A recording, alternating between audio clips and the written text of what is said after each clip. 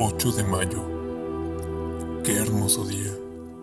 He pasado la mañana entera tendido sobre la hierba, delante de mi casa, bajo el enorme plátano que la cubre, la resguarda y le da sombra. Adoro esta región. Me gusta vivir aquí porque he echado raíces, esas raíces profundas y delicadas que unen al hombre con la tierra donde nacieron y murieron sus abuelos.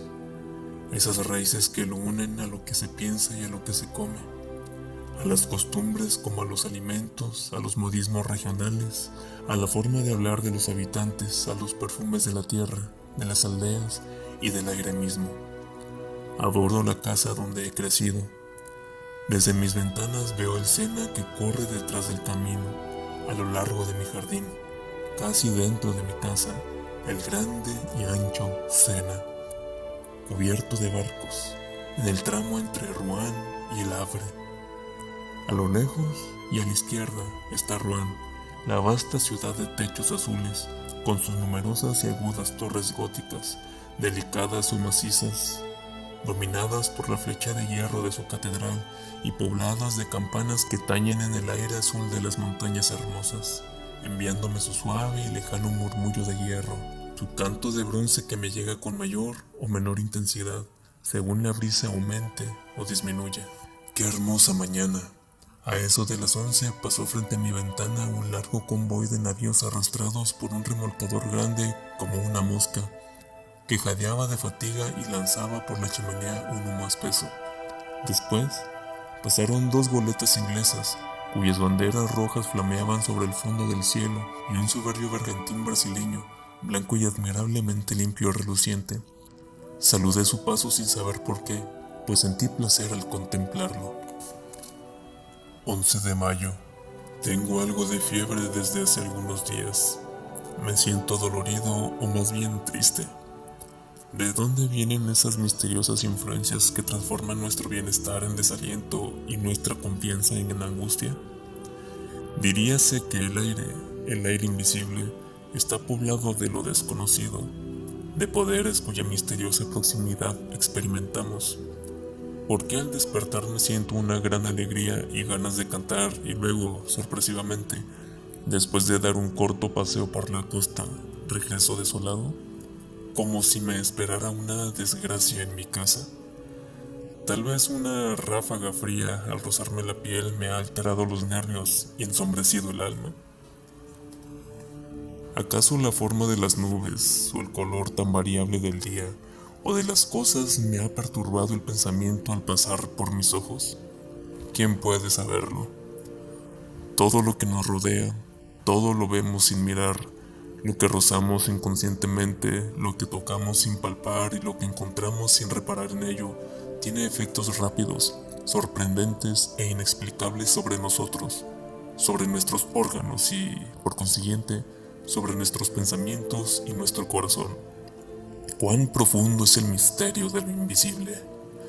No podemos explorarlo con nuestros mediocres sentidos, con nuestros ojos que no pueden percibir lo muy grande ni lo muy pequeño, lo muy próximo ni lo muy lejano, los habitantes de una estrella ni los de una gota de agua, con nuestros oídos que nos engañan, transformando las vibraciones del aire en ondas sonoras, como si fueran hadas que convierten milagrosamente en sonido ese movimiento y que mediante esa metamorfosis hacen surgir la música que transforma en canto la muda agitación de la naturaleza. Con nuestro olfato, más débil que el del perro, con nuestro sentido del gusto que apenas puede distinguir la edad del vino, ¿cuántas cosas descubriríamos a nuestro alrededor si tuviéramos otros órganos que realizaran para nosotros otros milagros? 16 de mayo. En definitiva estoy enfermo. Y pensar que estaba también el mes pasado. Tengo fiebre, una fiebre atroz, o mejor dicho, un nerviosismo febril que afecta por igual el alma y el cuerpo. Tengo continuamente la angustiosa sensación de que un peligro me amenaza, la aprensión de una desgracia inminente o de la muerte que se aproxima, el presentimiento suscitado por el comienzo de un mal aún desconocido que germina en la carne y en la sangre. 18 de mayo. Acabo de consultar al médico porque ya no podía dormir. Me encontró el pulso acelerado, los ojos inflamados y los nervios alterados, pero ningún síntoma alarmante. Debo darme duchas y tomar bromuro de potasio. 25 de mayo. No siento ninguna mejoría. Mi estado es realmente extraño. Cuando se aproxima la noche me invade una inexplicable inquietud, como si la noche ocultara una terrible amenaza para mí. Ceno rápidamente y luego trato de leer, pero no comprendo las palabras y apenas distingo las letras. Camino entonces de un extremo a otro de la sala y siento la opresión de un temor confuso e irresistible. El temor de dormir, el temor de la cama. A las 10 subo a la habitación. En cuanto entro doy 2 vueltas a la llave y corro los cerrojos. Tengo miedo. ¿De qué? Hasta ahora nunca sentía temor por nada. Abro mis armarios, miro debajo de la cama y escucho... ¿qué? ¿Acaso puede sorprender que un malestar, un trastorno de la circulación y tal vez una ligera congestión, una pequeña perturbación del funcionamiento tan imperfecto y delicado de nuestra máquina viviente convirtiera en melancólico al más alegre de los hombres y en un cobarde al más valiente? Luego me acuesto y espero el sueño como si esperara al verdugo. Espero su llegada con espanto. Mi corazón late intensamente y mis piernas se estremecen. Todo mi cuerpo tiembla en medio del calor de la cama, hasta el momento en que caigo bruscamente en el sueño como si me ahogara en un abismo de agua estancada. Ya no siento llegar como antes a ese sueño pérfido, oculto cerca de mí, que me acecha, se apodera de mi cabeza, me cierra los ojos y me aniquila. Duermo durante 2 o 3 horas. Luego, no es un sueño sino una pesadilla lo que se apodera de mí. Sé perfectamente que estoy acostado y que duermo. Lo comprendo y lo sé. Y siento también que alguien se aproxima, me mira, me toca, sube sobre la cama, se arrodilla sobre mi pecho y tomando mi cuello entre sus manos aprieta y aprieta con todas sus fuerzas para estrangularme. Trato de defenderme, impedido por esa impotencia atroz que nos paraliza en los sueños. Quiero gritar y no puedo. Trato de moverme y no puedo. Con angustiosos esfuerzos y jadeante trato de liberarme, de rechazar ese ser que me aplasta en la asfixia, pero no puedo. Y de pronto me despierto, enloquecido y cubierto de sudor. Enciendo la bujía. Estoy solo. Después de esa crisis que se repite todas las noches, duermo por fin tranquilamente hasta el amanecer. 2 de junio. Mi estado se ha agravado. ¿Qué es lo que tengo? El bromuro y las duchas no me producen ningún efecto. Para fatigarme más, a pesar de que ya me sentía cansado, fui a dar un paseo por el bosque de Roma. En un principio me pareció que el aire suave, ligero y fresco, lleno de aromas de hierbas y hojas, vertía una sangre nueva en mis venas y nuevas energías en mi corazón. Caminé por una gran avenida de casa y después por una estrecha alameda, entre 2 filas de árboles desmesuradamente altos que formaban un techo verde y espeso, casi negro, entre el cielo y yo. De pronto sentí un estremecimiento, no de frío, sino un extraño temblor angustioso. Apresuré el paso, inquieto por hallarme solo en ese bosque, atemorizado sin razón por el profundo silencio. De improviso, me pareció que me seguían, que alguien marchaba detrás de mí muy cerca, casi pisándome los talones. Me volví hacia atrás con brusquedad. Estaba solo. Únicamente vi detrás de mí el recto y amplio sendero, vacío, alto, pavorosamente vacío. Y del otro lado se extendía también hasta perderse de vista, de modo igualmente solitario y atemorizante. Cerré los ojos. ¿Por qué? Y me puse a girar sobre un pie como un trompo. Estuve a punto de caer. Abrí los ojos. Los árboles bailaban. La tierra flotaba. Tuve que sentarme. Después ya no supe por dónde había llegado hasta allí. Qué extraño. Ya no recordaba nada. Tomé hacia la derecha y llegué a la avenida que me había llevado al centro del bosque. 3 de junio. He pasado una noche horrible. Voy a irme de aquí por algunas semanas. Un viaje breve sin duda me tranquilizará. 2 de julio. Regreso restablecido. El viaje ha sido delicioso. Visité el monte San Michael que no conocía. Qué hermosa vista se tiene al llegar a Branches. Cuando se arriba, como yo, al caer la tarde, la ciudad se halla sobre una colina. Cuando me llevaron al jardín botánico situado en un extremo de la población, no pude evitar un grito de admiración. Una extensa bahía se extendía ante mis ojos hasta el horizonte, entre 2 costas lejanas que se esfuman en medio de la bruma. Y en el centro de esa inmensa bahía, bajo un dorado cielo despejado, se eleva un monte extraño, sombrío y puntiagudo en las arenas de la playa. El sol acababa de ocultarse y en el horizonte un rojizor se recortaba el perfil de ese fantástico acantilado que lleva en su cima un grandioso monumento. Al amanecer me dirigí allá. El mar estaba abajo como la tarde anterior y a medida que me acercaba veía elevarse gradualmente la sorprendente abadía. Luego de varias horas de marcha, llegué al enorme bloque de piedra, en cuya cima se halla la pequeña población dominada por la gran iglesia. Después de subir por la calle estrecha y empinada, penetré en la más admirable morada gótica construida por Dios en la tierra, con numerosos recintos de techo bajo como aplastados por bóvedas y galerías superiores sostenidas por frágiles columnas. Entré en esa gigantesca joya de granito, ligera como un encaje, cubierta de torres, de esbeltos torreones a los cuales se sube por intrincadas escaleras que destacan en el cielo azul del día y negro de la noche sus extrañas cúpulas erizadas de quimeras, diablos, animales fantásticos y flores monstruosas, unidas entre sí por finos arcos labrados. Cuando llegué a la cumbre, dije al monje que me acompañaba: «Qué bien se debe estar aquí, padre». «Es un lugar muy ventoso, señor», me respondió, y nos pusimos a conversar mientras mirábamos subir el mar, que avanzaba sobre la playa y parecía cubrirla con una coraza de acero. El monje me refirió historias, todas las viejas historias del lugar, leyendas, muchas leyendas. Una de ellas me impresionó mucho. Los nacidos en el monte aseguran que de noche se oyen voces en la playa y después se perciben los balidos de 2 cabras, una de voz fuerte y otra de voz débil. Los incrédulos afirman que son los graznidos de las aves marinas que se asemejan a balidos o a quejas humanas. Pero los pescadores rezagados juran haber encontrado merodeando por las dunas entre 2 mareas y alrededor de la pequeña población tan alejada del mundo a un viejo pastor cuya cabeza nunca pudieron ver por llevarla cubierta con su capa, y delante de él marchan un macho cabrío con rostro de hombre y una cabra con rostro de mujer.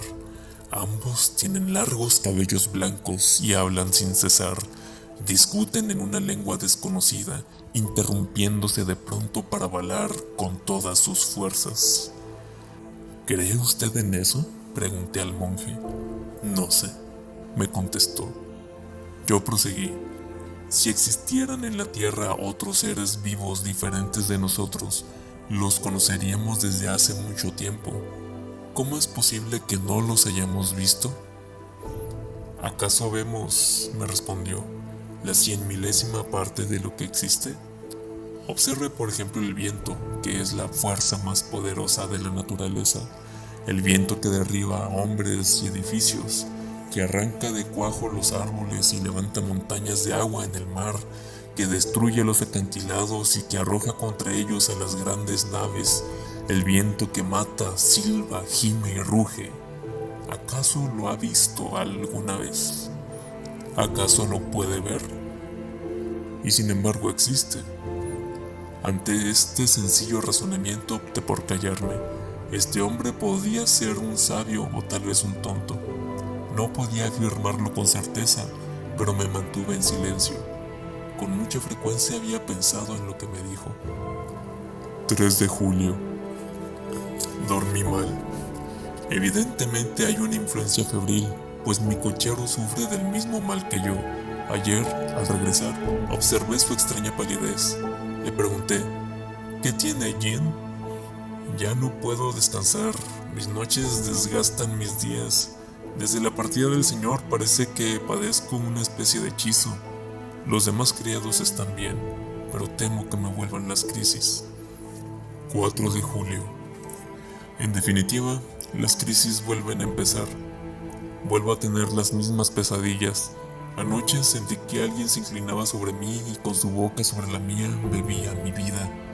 Sí, la bebía, con la misma avidez que una sanguijuela. Luego se incorporó saciado. Yo me desperté tan extenuado y aniquilado que apenas podía moverme. Si esto se prolonga durante algunos días, volveré a ausentarme. 5 de julio. ¿He perdido la razón? Lo que pasó, lo que vi anoche, es tan extraño que cuando pienso en ello pierdo la cabeza. Había cerrado la puerta con llave, como todas las noches, y luego sentí sed.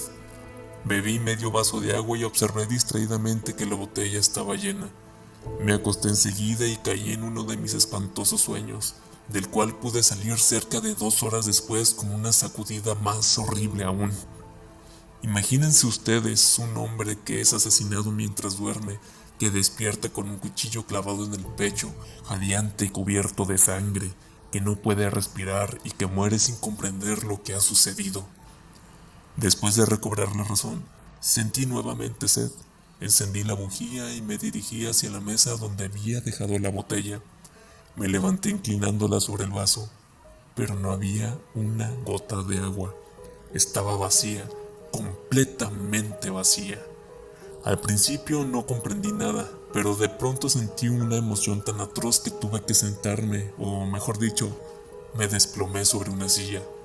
Luego que me incorporé de un salto para mirar a mi alrededor, volví a sentarme, delante del cristal transparente, lleno de asombro y terror. Lo observaba con la mirada fija, tratando de imaginar lo que había pasado. Mis manos temblaban. ¿Quién había bebido el agua?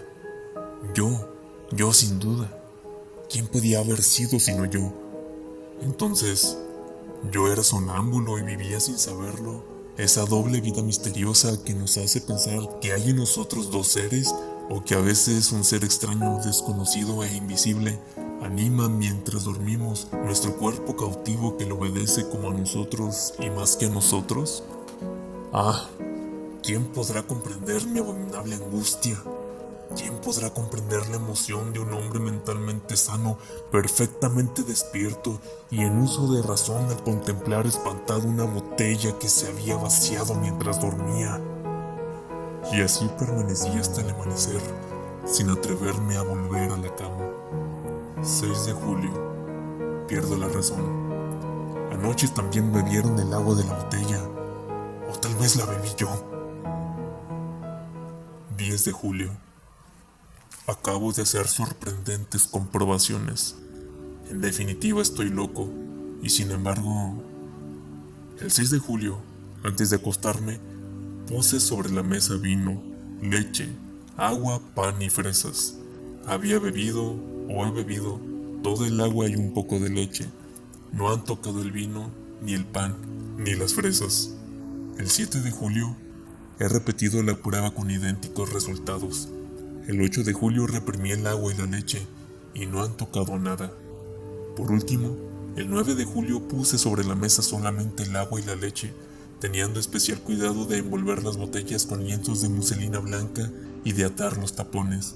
Luego me froté con grafito los labios, la barba y las manos, y me acosté. Un sueño irresistible se apoderó de mí, seguido poco después por el atroz despertar. No me había movido, ni siquiera mis sábanas estaban manchadas. Corrí hacia la mesa. Los lienzos que envolvían las botellas seguían limpios e inmaculados. Destapé los tapones palpitantes de emoción. Se habían bebido el agua y toda la leche. ¡Ah, Dios mío! Partiré inmediatamente hacia París. 12 de julio, París. Estos últimos días había perdido la cabeza. Tal vez he sido juguete de mi enervada imaginación. Salvo que yo sea realmente sonámbulo o que haya sufrido una de esas influencias comprobadas, pero hasta ahora inexplicables, que se llaman sugestiones. De todos modos, mi extravío rayaba en la demencia y han bastado 24 horas en París para recobrar la cordura. Ayer, después de paseos y visitas que me han renovado y vivificado el alma, Terminé el día en Théâtre François. Se presentaba una pieza de Alejandro Dumas, hijo. Ese autor vivaz y pujante ha terminado de curarme. Es evidente que la soledad resulta peligrosa para las mentes que piensan demasiado. Necesitamos ver a nuestro alrededor a hombres que piensen y hablen. Cuando permanecemos solos durante mucho tiempo, poblamos de fantasmas el vacío. Regresé muy contento al hotel, caminando por el centro. Al codearme con la multitud, pensé, no sin ironía, en mis terrores y suposiciones de la semana pasada, pues creí que un ser invisible vivía bajo mi techo. Cuán débil es nuestra razón y cuán rápida se extravía cuando nos estremece un hecho incomprensible. En lugar de concluir con estas simples palabras, yo no comprendo porque no puedo explicarme las causas, nos imaginamos enseguida impresionantes misterios y poderes sobrenaturales. 14 de julio. Fiesta de la República. He paseado por las calles. Los cohetes y banderas me divirtieron como a un niño. Sin embargo, me parece una tontería ponerse contento un determinado día por decreto del gobierno. El pueblo es un rebaño de imbéciles, a veces tonto y paciente, y otras feroz y rebelde. Se le dice diviértete y se divierte. Se le dice ve a combatir con tu vecino y van a combatir. Se les dice vota por el emperador y votan por el emperador. Después vota por la república y votan por la república. Los que lo dirigen son igualmente tontos, pero en lugar de obedecer a hombres se atienen a principios, que por lo mismo que son principios solo pueden ser necios y estériles y falsos, es decir, ideas consideradas ciertas e inmutables, tan luego en este mundo donde nada es seguro y donde la luz y el sonido son ilusorios. 16 de julio. Ayer he visto cosas que me preocupan mucho. Cené en casa de mi prima, la señora Sablé, casada con el jefe del regimiento 76 de cazadores de Limoges. Conocí allí a 2 señoritas jóvenes, casada una de ellas con el doctor Parent, que se dedica intensamente al estudio de las enfermedades nerviosas y de los fenómenos extraordinarios que hoy dan origen a las experiencias sobre hipnotismo y sugestión. Nos refirió detalladamente los prodigiosos resultados obtenidos por los sabios ingleses y por los médicos de la escuela de Nancy. Los hechos que expuso me parecieron tan extraños que manifesté mi incredulidad. Estamos a punto de descubrir uno de los más importantes secretos de la naturaleza, decía el doctor Parent. Es decir, uno de sus más importantes secretos aquí en la Tierra, puesto que hay, evidentemente, otros secretos importantes en las estrellas. Desde que el hombre piensa, desde que aprendió a expresar y a escribir su pensamiento, se siente tocado por un misterio impenetrable para sus sentidos groseros e imperfectos, y trata de suplir la impotencia de dichos sentidos mediante el esfuerzo de su inteligencia. Cuando la inteligencia permanecía aún en un estado rudimentario, la obsesión de los fenómenos invisibles adquiría formas comúnmente terroríficas. De ahí las creencias populares en lo sobrenatural, las leyendas de las almas en pena, las hadas, los gnomos y los aparecidos. Me atrevería a mencionar incluso la leyenda de Dios, pues nuestras concepciones del artífice creador de cualquier religión son las invenciones más mediocres, estúpidas e inaceptables que puede salir de la mente atemorizada de los hombres. Nada es más cierto que este pensamiento de Voltaire. Dios ha hecho al hombre a su imagen y semejanza, pero el hombre también ha procedido así con Dios. Pero desde hace algo más de un siglo parece percibirse algo nuevo. Mesmer y algunos otros nos señalan un nuevo camino, y efectivamente, sobre todo desde hace 4 o 5 años, se han obtenido sorprendentes resultados.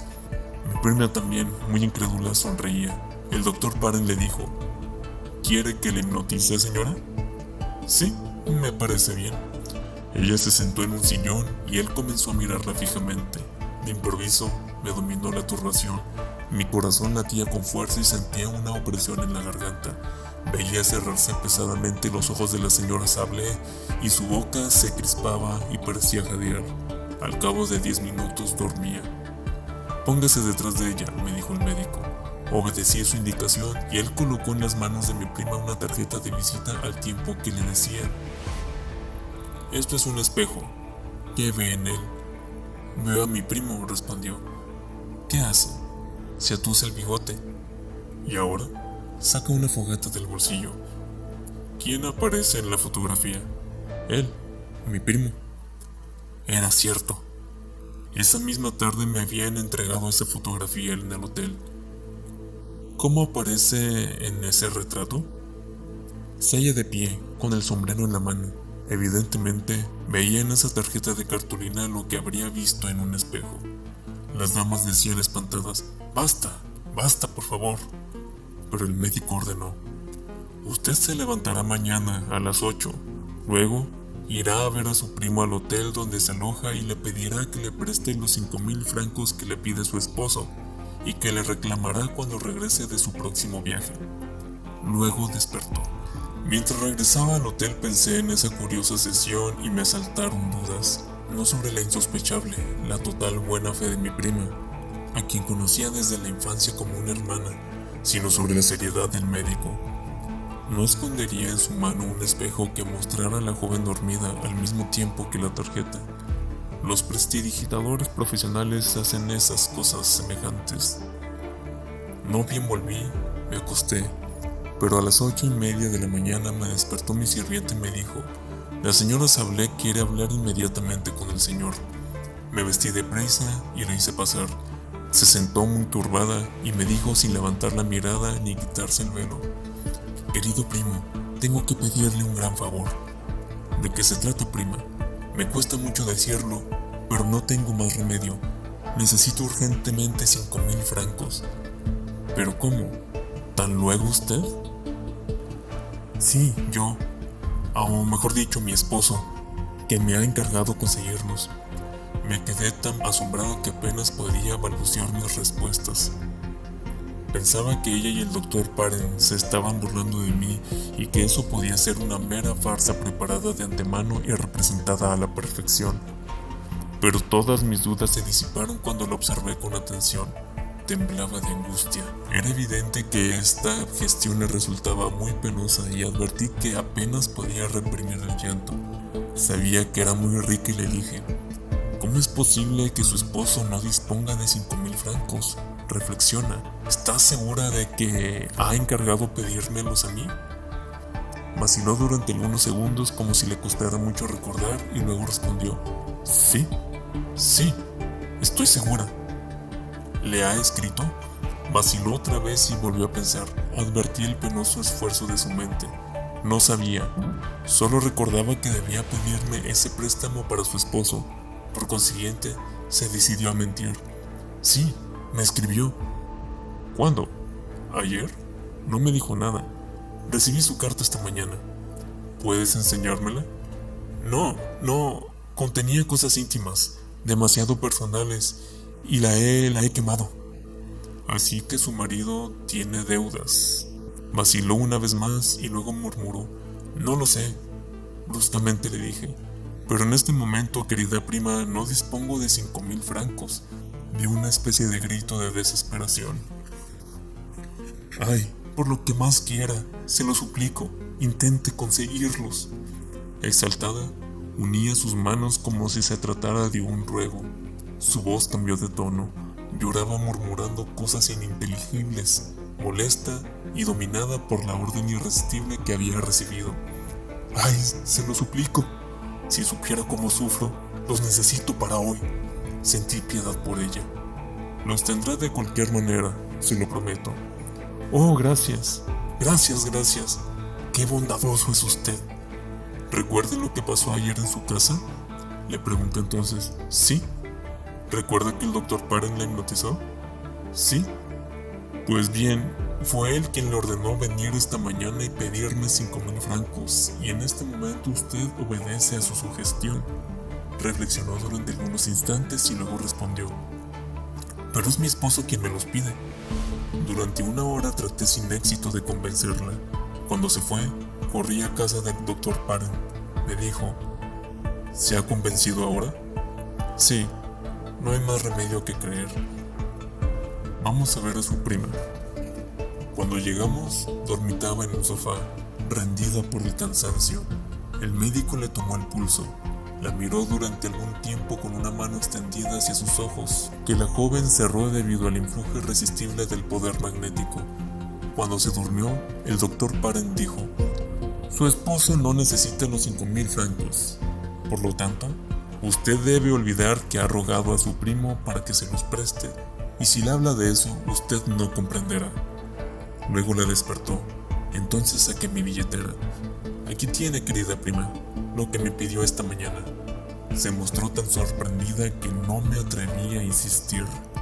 Traté, sin embargo, de refrescar su memoria, pero negó todo enfáticamente, creyendo que me burlaba, y poco faltó para que se enojase. Acabo de regresar. La experiencia me ha impresionado tanto que no he podido almorzar. 19 de julio. Muchas personas a quienes he referido esta aventura se han reído de mí. Ya no sé qué pensar. El sabio dijo: quizá. 21 de julio. Cené en Bougival y después estuve en el baile de los remeros. En definitiva, todo depende del lugar y del medio. Creer en lo sobrenatural en la isla de la Granulad sería el colmo del desatino, pero no es así en la cima del monte San Michael y en la India. Sufrimos de la influencia de lo que nos rodea. Regresaré a casa la próxima semana. 30 de julio. Ayer he regresado a casa. Todo está bien. 2 de agosto. No hay novedades. Hace tiempo espléndido. Paso los días mirando correr el Sena. 4 de agosto. Hay problemas entre mis criados. Aseguran que alguien rompe los vasos de los armarios por la noche. El sirviente acusa a la cocinera y esta a la lavandera, quien a su vez acusa a los dos primeros. ¿Quién es el culpable? El tiempo lo dirá. 6 de agosto. Esta vez no estoy loco. Lo he visto. Lo he visto. Yo no tengo la menor duda. Lo he visto. Aún siento frío hasta en las uñas. El miedo me penetra hasta la médula. Lo he visto. A las 2 de la tarde me paseaba a pleno sol por mi rosedal. Caminaba por el sendero de rosales de otoño que comienza a florecer. Me detuve a observar un hermoso ejemplar de Guin de Batilés, que tenía 3 flores magníficas, y vi entonces con toda claridad cerca de mí que el tallo de una de las flores se doblaba como movido por una mano invisible. Luego vi que se quebraba como si la misma mano lo cortase. La flor se elevó, siguiendo la curva que habría descrito un brazo al llevarla hacia una boca, y permaneció suspendida en el aire transparente, muy sola e inmóvil, como una pavorosa mancha, a 3 pasos de mí. Azorado, me arrojé sobre ella para tomarla, pero no pude hacerlo. Había desaparecido. Sentí entonces rabia contra mí mismo, pues no es posible que una persona razonable tenga semejantes alucinaciones. Pero, ¿se trataba realmente de una alucinación? Volví hacia el rosal para buscar el tallo cortado y de inmediato lo encontré, recién cortado, entre las 2 rosas que permanecían en la rama. Regresé entonces a casa con la mente alterada. En efecto, ahora estoy convencido, seguro como de la alternancia de los días y las noches, de que existe cerca de mí un ser invisible que se alimenta de leche y agua, que puede tocar las cosas, tomarlas y cambiarlas de lugar, dotado por consiguiente de un cuerpo material aunque imperceptible para nuestros sentidos, y que habita dentro de mi casa como yo. 7 de agosto. Dormí tranquilamente. Se bebió el agua de la botella, pero no perturbó mi sueño. Me pregunto si estoy loco. Cuando en ocasiones me paseo a pleno sol a lo largo de la costa, he dudado acerca de mi razón. No son ya dudas inciertas como las que he tenido hasta ahora, sino dudas precisas, absolutas. He visto locos, he conocido algunos que seguían siendo inteligentes, lúcidos y sagaces en todas las cosas de la vida, menos en un punto. Hablaban de todo con claridad, facilidad y profundidad, pero súbitamente su pensamiento chocaba contra el escollo de la locura y se hacía pedazos, volaba en fragmentos y se hundía en ese océano siniestro y furioso, lleno de las olas fragorosas, brumorosas y borrascosas que se llaman demencia. Ciertamente estaría convencido de mi locura si no tuviese perfecta conciencia de mi estado al examinarlo con toda lucidez. En suma, yo solo sería un alucinado que razona. Se habría producido en mi mente uno de esos trastornos que hoy tratan de estudiar y precisar los fisiólogos modernos, y dicho trastorno había provocado en mí una profunda ruptura en lo referente al orden y a la lógica de las ideas. Fenómenos semejantes se producen en el sueño, que nos muestra las fantasmagorías más inverosímiles, sin que ello nos sorprenda, porque mientras duerme el aparato verificador, el sentido del control, la facultad imaginativa vigila y trabaja. ¿Acaso ha dejado de funcionar en mí una de las imperceptibles teclas del teclado cerebral? Hay hombres que a raíz de accidentes pierden las memorias de los nombres propios, de las cifras o solamente de las fechas. Hoy se ha comprobado la localización de todas las partes del pensamiento.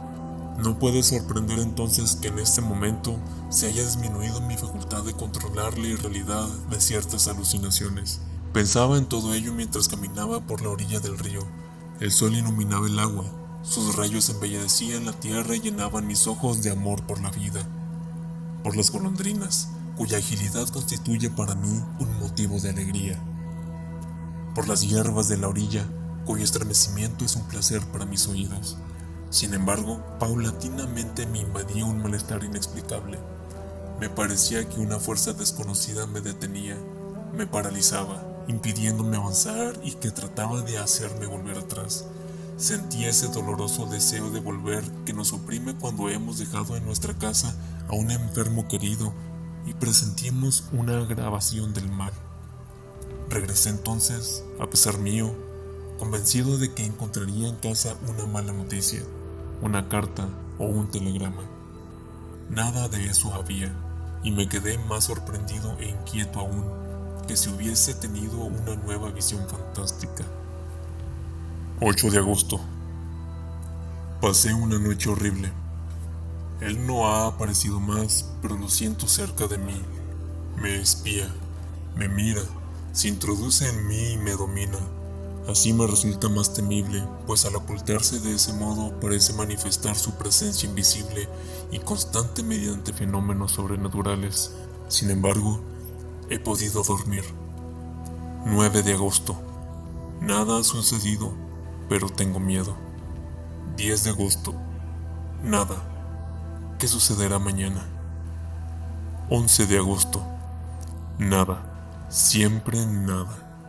No puedo quedarme aquí con este miedo y estos pensamientos que dominan mi mente. Me voy. 12 de agosto, 10 de la noche. Todo el día he tratado de partir, pero no he podido. He intentado realizar este acto tan sencillo, salir, subir en mi coche para dirigirme a Rouen, y no he podido. ¿Por qué? 13 de agosto. Cuando nos atacan ciertas enfermedades, nuestros mecanismos físicos parecen fallar. Sentimos que nos faltaran las energías y que todos nuestros músculos se relajan. Los huesos parecen tan blandos como la carne y la carne tan líquida como el agua. Todo eso repercute en mi espíritu de manera extraña y desoladora. Carezco de fuerzas y de valor. No puedo dominarme y ni siquiera puedo hacer intervenir mi voluntad. Ya no tengo iniciativa. Pero alguien lo hace por mí y yo obedezco. 14 de agosto. Estoy perdido. Alguien domina mi alma y la dirige. Alguien ordena todos mis actos, mis movimientos y mis pensamientos. Ya no soy nada en mí. No soy más que un espectador prisionero y aterrorizado por todas las cosas que realizo. Quiero salir y no puedo. Él no quiere y tengo que quedarme, azorado y tembloroso, en el sillón donde me obliga a sentarme. Solo deseo levantarme, incorporarme para sentirme todavía dueño de mí, pero no puedo. Estoy clavado en mi asiento y el sillón se adhiere al suelo de tal modo que no habría fuerza capaz de movernos. De pronto, siento la irresistible necesidad de ir al huerto a cortar fresas y comerlas. Hoy voy, corto fresas y las como. Oh, Dios mío, ¿será acaso un Dios? Si lo es, sálvame, libérame, socórreme, perdón, piedad, misericordia, sálvame. Oh, qué sufrimiento, qué suplicio, qué horror. 15 de mayo. Evidentemente así estaba poseída y dominada mi prima cuando fue a pedirme 5,000 francos. Obedecía a un poder extraño que había penetrado en ella, como otra alma, como un alma parásita y dominadora. ¿Es acaso el fin del mundo? Pero, ¿quién es el ser invisible que me domina? ¿Quién es ese desconocido, ese merodeador de una raza sobrenatural? Por consiguiente, los invisibles existen. Pero, ¿cómo es posible que aún no se hayan manifestado desde el origen del mundo en una forma tan evidente como se manifiestan en mí? Nunca leí nada que se asemejara a lo que me ha sucedido en mi casa. Si pudiera abandonarla, irme, huir y no regresar más, me salvaría. Pero no puedo. 16 de agosto. Hoy pude escaparme durante 2 horas, como un preso que encuentra casualmente abierta la puerta de su calabozo. De pronto, sentí que estaba libre y que él se hallaba lejos. Ordené uncir los caballos rápidamente y me dirigí a Rouen. Qué alegría poder decirle a un hombre que obedece: «Vamos a Rouen». Hice detener la marcha frente a la biblioteca, donde solicité en préstamo el gran tratado del Dr. Hermann Herestauss sobre los habitantes desconocidos del mundo antiguo y moderno. Después, cuando me disponía a subir a mi coche, quise decir: «A la estación», y grité. No dije, grité, con una voz tan fuerte que llamó la atención de los transeúntes. «¡A casa!», y caí pesadamente, loco de angustia, en el asiento. Él me había encontrado y volvía a posesionarse de mí. 17 de agosto. ¡Ah! ¡Qué noche! ¡Qué noche! Y sin embargo, me parece que debería alegrarme. Leí hasta la 1 de la madrugada. Hermann Herestauss, doctor en filosofía y en teogonía, ha escrito la historia y las manifestaciones de todos los seres invisibles que merodean alrededor del hombre y han sido soñados por él. Describe sus orígenes, sus dominios y sus poderes, pero ninguno de ellos se parece al que me domina. Se diría que el hombre, desde que pudo pensar, presintió y temió la presencia de un ser nuevo más fuerte que él, su sucesor en el mundo, y que como no pudo prever la naturaleza de este amo, creó, en medio de su terror, todo este mundo fantástico de seres ocultos y de fantasmas misteriosos surgidos del miedo. Después de leer hasta la 1 de la madrugada, me senté junto a la ventana abierta para refrescarme la cabeza y el pensamiento con la apacible brisa de la noche. Era una noche hermosa y tibia, que en otra ocasión me habría gustado mucho. No había luna. Las estrellas brillaban en las profundidades del cielo con estremecedores destellos. ¿Quién vive en aquellos mundos? ¿Qué formas, qué seres vivientes, animales o plantas existirán allí? Los seres pensantes de esos universos serán más sabios y más poderosos que nosotros. ¿Conocerán lo que nosotros ignoramos? Tal vez cualquiera de estos días uno de ellos atravesará el espacio y llegará a la Tierra para conquistarla, así como antiguamente los normandos sometían a los pueblos más débiles. Somos tan indefensos, inermes, ignorantes y pequeños sobre este trozo de lodo que gira disuelto en una gota de agua. Mientras pensaba en eso, me adormecí en medio del fresco viento de la noche. Pero después de dormir unos 40 minutos, abrí los ojos sin hacer un movimiento, despertado por no sé qué emoción confusa y extraña. En un principio no vi nada, pero de pronto me pareció que una de las páginas del libro que había dejado abierto sobre la mesa acababa de darse vuelta sola. No entraba ninguna corriente de aire por la ventana. Esperé sorprendido.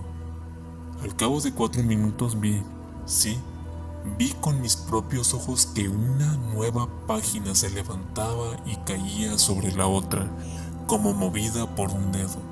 El sillón estaba vacío, aparentemente estaba vacío, pero comprendí que él estaba leyendo allí. sentado en mi lugar.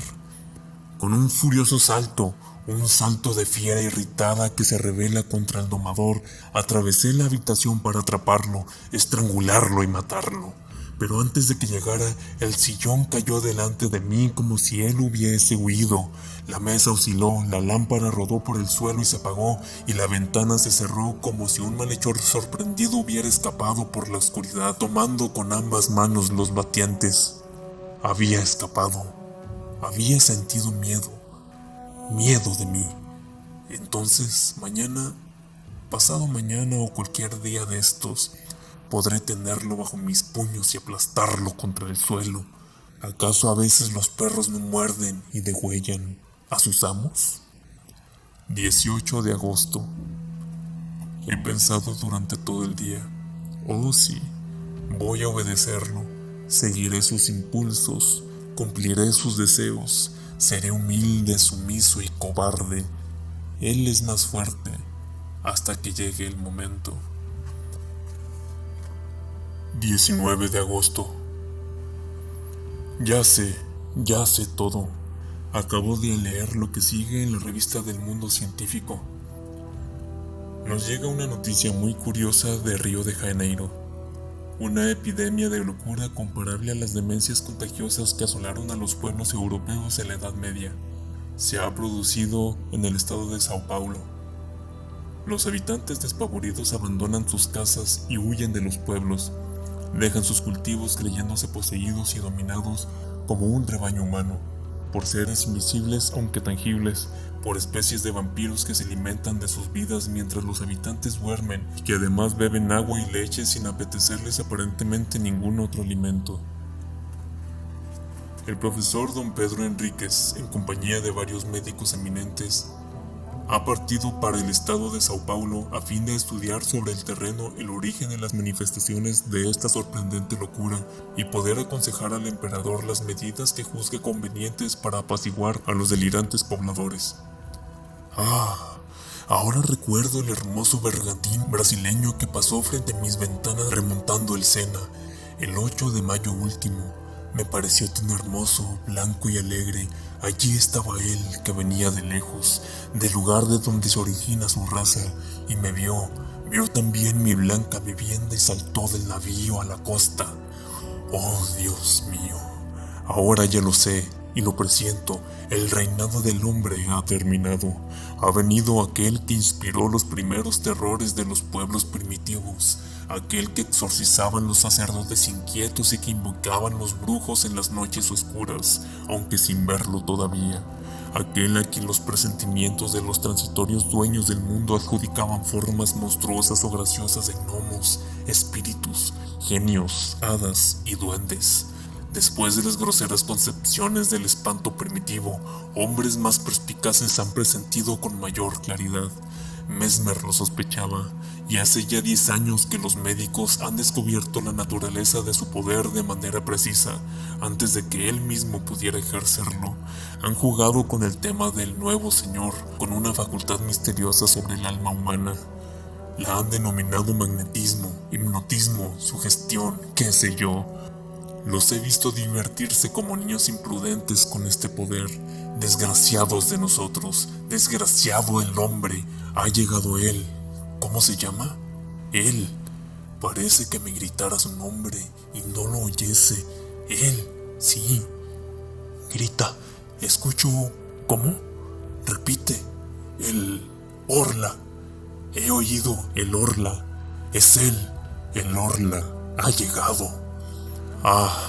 El buitre se ha comido a la paloma, el lobo ha devorado al cordero, el león ha devorado al búfalo de agudos cuernos, el hombre ha dado muerte al león con la flecha, el puñal y la pólvora, pero el Orla hará del hombre lo que nosotros hemos hecho con el buey, con el caballo, lo convertirá en su cosa, en su servidor y su alimento, por el solo poder de su voluntad. Desgraciados de nosotros. No obstante, a veces el animal se rebela y mata a quien lo domestica. Yo también quiero. Yo podría hacer lo mismo. Pero primero hay que conocerlo, tocarlo y verlo. Los sabios afirman que los ojos de los animales no distinguen las mismas cosas que los nuestros, y mis ojos no pueden distinguir al recién llegado que me oprime. ¿Por qué?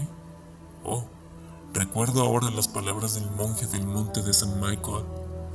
¿Acaso vemos la 100.000ª parte de lo que existe?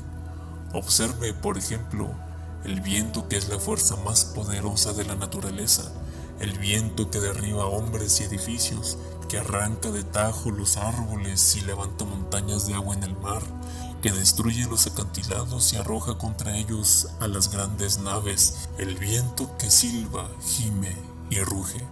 ¿Acaso lo ha visto usted alguna vez? ¿Acaso puede verlo? Y sin embargo existe. Y yo seguía pensando, mis ojos son tan débiles e imperfectos que ni siquiera distinguen los cuerpos sólidos cuando son transparentes como el vidrio. Si un espejo sin azogue obstruye mi camino, chocaré contra él, como el pájaro que penetra en una habitación y se rompe la cabeza contra los vidrios. Por lo demás, 1000 cosas nos engañan y desorientan. No puede extrañar entonces que el hombre no sepa percibir un cuerpo nuevo que atraviesa la luz. Un ser nuevo. ¿Por qué no? No podía dejar de venir. ¿Por qué nosotros íbamos a ser los últimos?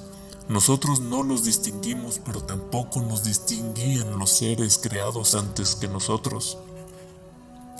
Ello se explica porque su naturaleza es más perfecta, más elaborada y mejor terminada que la nuestra, tan endeble y torpemente concebida, trabada por órganos siempre fatigados, siempre forzados como mecanismos demasiado complejos, que viven como una planta o como un animal, nutriéndose penosamente de aire, hierba y carne, máquina animal acostada por las enfermedades, las deformaciones y las putrefacciones, que respira con dificultad, imperfecta, primitiva y extraña, ingeniosamente mal hecha, obra generosa y delicada, bosquejo del ser que podría convertirse en inteligente y poderoso.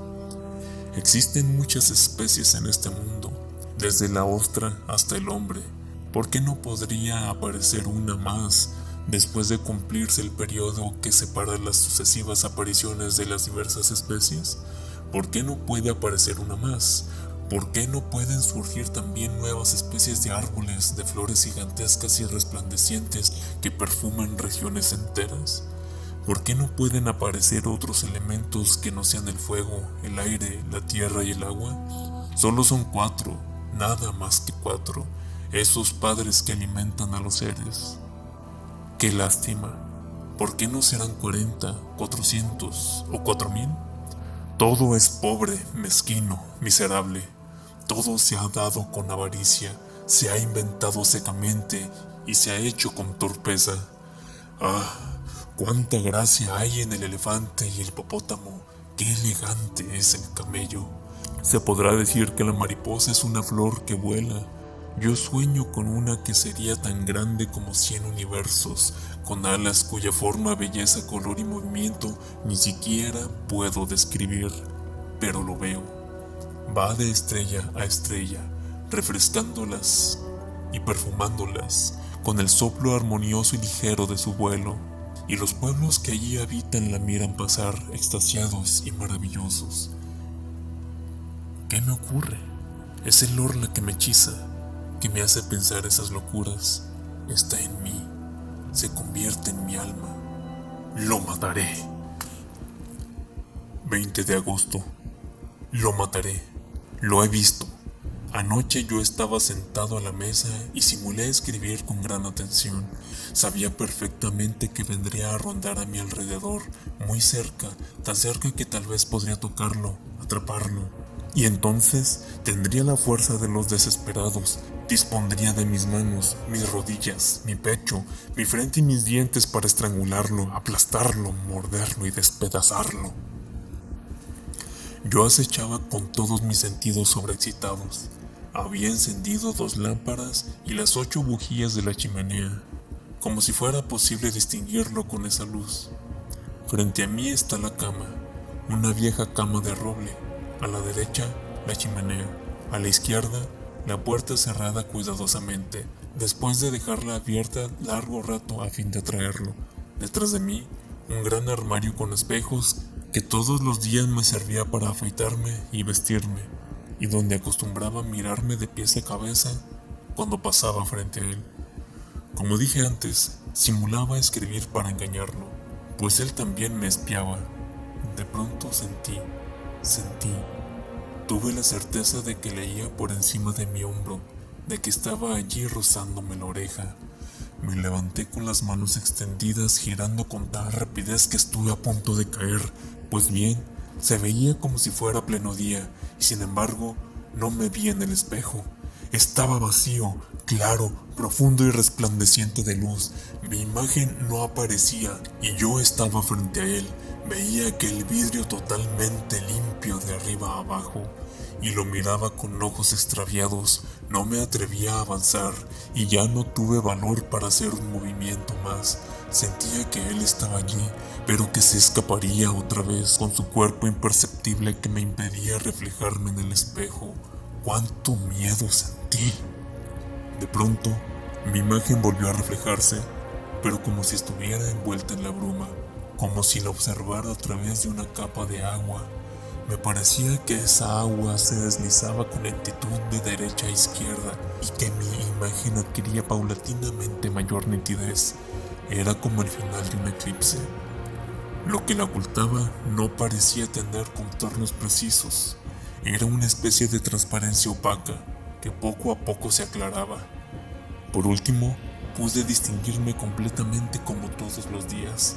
Lo había visto. Conservo el espanto que aún me hace estremecer. 21 de agosto. ¿Cómo podré matarlo si está fuera de mi alcance? ¿Envenenándolo? Pero él me verá mezclar el veneno en el agua y tal vez nuestros venenos no tienen ningún efecto sobre un cuerpo imperceptible. No, en definitiva no.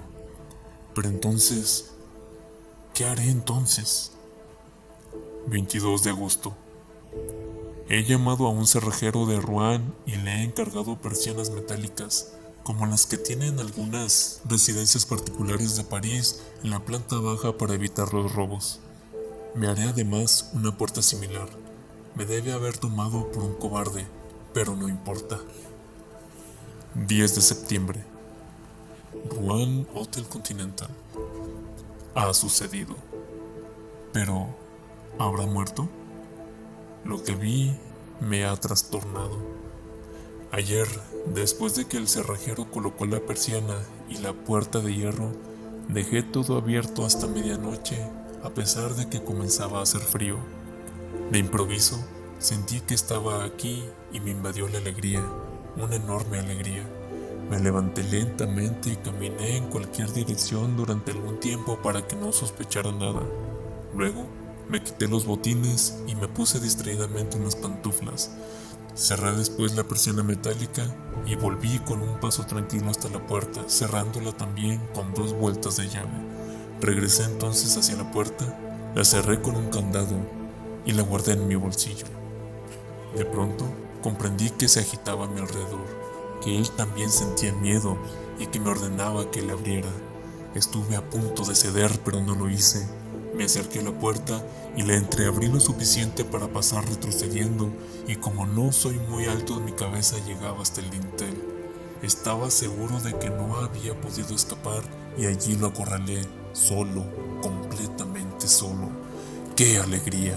Había caído en mi poder. Tomé las 2 lámparas que se hallaban en la sala, situada debajo de mi habitación, y con el aceite que contenía, rocié la alfombra, los muebles, todo. Luego le prendí fuego y me puse a salvo tras cerrar, con 2 vueltas de llave, la puerta de la entrada. Me escondí en el fondo del jardín tras un macizo de laureles. Qué larga me pareció la espera. Reinaba la más completa oscuridad, gran quietud y silencio. No soplaba la menor brisa. No había una sola estrella, nada más que montañas de nubes que, aunque no se veían, hacían sentir un gran peso sobre mi alma. Miraba mi casa y esperaba. Qué larga era la espera. Creía que el fuego ya se había extinguido por sí solo o que él lo había extinguido, hasta que vi que una de las ventanas estallaba en astillas a causa de la presión del incendio y una gran llamarada roja, amarilla, larga y flexible y acariciante ascendía por la pared blanca hasta rebasar el techo. Una luz se reflejó en los árboles, en las ramas y en las hojas, y también un estremecimiento de pánico. Los pájaros se despertaban, un perro empezó a ladrar, parecía que iba a amanecer. De inmediato estallaron otras ventanas y pude ver que toda la planta baja de mi casa ya no era más que un espantoso brasero. Pero se oyó un grito en medio de la noche, un grito de mujer horrible, sobreagudo y desgarrador, al tiempo que se abría la ventana de dos buhardillas. Me había olvidado de los criados. Vi sus rostros enloquecidos y sus brazos que se agitaban. Despavorido, eché a correr hacia el pueblo gritando: ¡Socorro! ¡Socorro! ¡Fuego! ¡Fuego!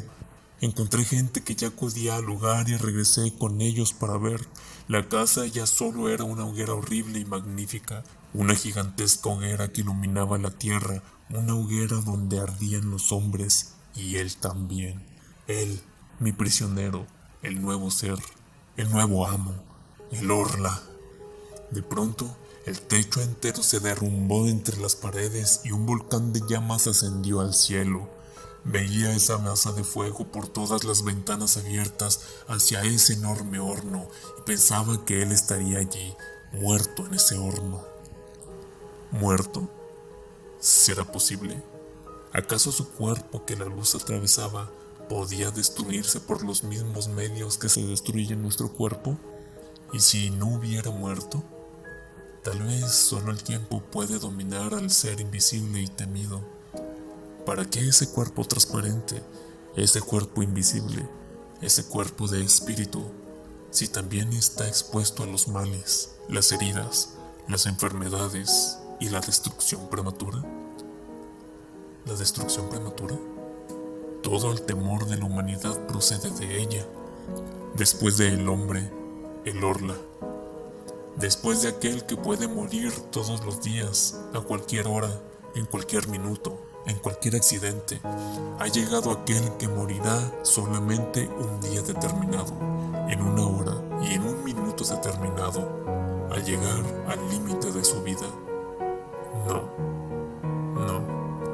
No hay duda, no ha muerto. Entonces, tendré que suicidarme.